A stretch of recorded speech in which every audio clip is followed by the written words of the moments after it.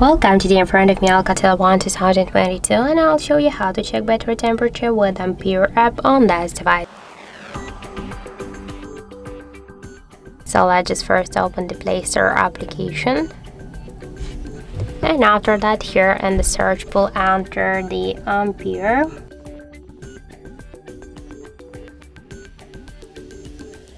And now we should get this application, so tap to install and then wait a couple of seconds while this application downloading and then installing on your device.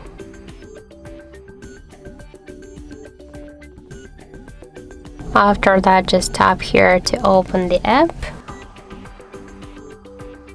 and then click here yes I agree, pick close. And on the left down corner tap to OK, and then you can see here the information with the temperature of our device battery. In my case that's 32 on 9 degrees.